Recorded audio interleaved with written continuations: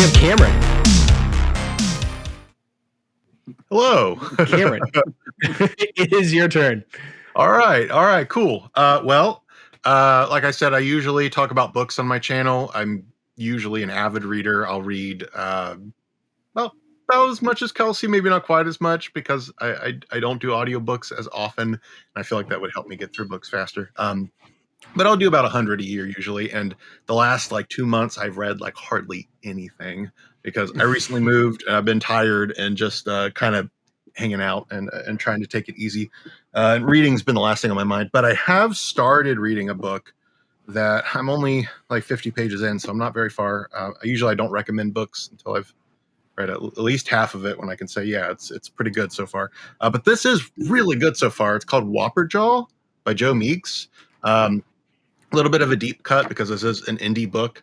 But this starts off on Halloween. These two teenagers, boyfriend, girlfriend, they're going to go play a Halloween prank on the school. So they're going to go like TP the football stadium, whatever. They're there and they find one of their classmates completely ripped apart, body parts strewn all over the football field. Very gory, violent descriptions here. And then fast forwards like a week later, the funeral is about to be held. He's like this big football champion. Everyone's coming to the town to pay their respects. But of course, there's a lot of speculation about who killed this kid, and it seems unnatural, like he was ripped apart by an animal. And of course, there's a little bit about this Whopperjaw character, this monster. But there's also like witchcraft and some other weird things going on in this small town. A lot of my books and stories that I write take place in Autumncrow, which is like a small Ohio town. It's like Halloween all the time. This is a bit like that. It's not Halloween throughout the whole book. It starts on Halloween. It kind of goes through Thanksgiving, is what I've heard. So it is a good book to read this time of year. If you limit your Halloween books to Halloween, this can kind of go for just all of fall in general. I'm really liking this, especially if you like creature features. Of course, I will update my Instagram and shit whenever I'm actually done with the book.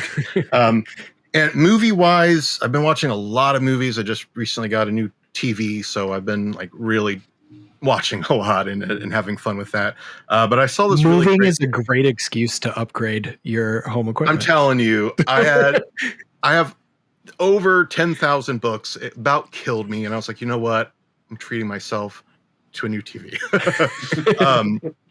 But I've been watching like a lot of favorites, but I did discover this one here called Arbor Day. This was put out by TerraVision. This is the 4K edition. This is from the early 90s. Basically, just some friends decided to make a movie, which is some of my favorite kinds of movies. You know, I like all kinds of horror. Got a little pissed off when you guys were talking about the person who was saying that Frankenstein's not a horror film because it's not scary. If that was the case, very few movies would actually be horror for me because I don't usually get scared. I tend to laugh along to a lot of films. They're still horror. That's the genre. But yeah, this is not scary. So therefore it's not a horror film, I guess.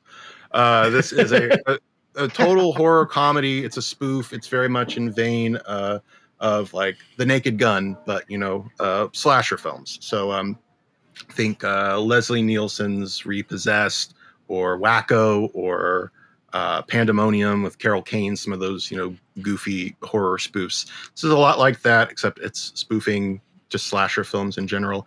So it opens up with a scene that's like right out of Citizen Kane. Like they replicate it perfectly, the opening of Citizen Kane. It actually looks beautiful, and I'm really impressed that they were able to pull it off on such a small budget. But it follows you into this asylum, and there's this man who's being kept there, and it even does like this close-up shot on his mouth, like in Citizen Kane, but instead of saying Rosebud, he says Arbor Day. It's very funny. And then the nurses come in and they're like, oh yeah, he's being kept here because of something really traumatic to him that happened on Arbor Day. And then it fast forwards back in time to when he was a little kid, and he's going to celebrate Arbor Day in the park with his dad and his mom. The mom is just a guy in a dress. They don't even acknowledge it, really. And anyway, I guess in this world, Arbor Day is like this big holiday, like Christmas. Everybody celebrates Arbor Day. So they're in the park. This bear shows up. It's just a guy in a Smokey the Bear costume. And even the kid says, "Hey, Dad, look, it's a guy in a bear costume." And he like slaps the kid and says, "You're supposed to pretend it's a real bear."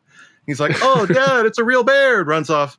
And the bear ends up knocking the dad's head off, which is pictured here. And he's like, "Run, son," and dies. And that's why he's traumatized.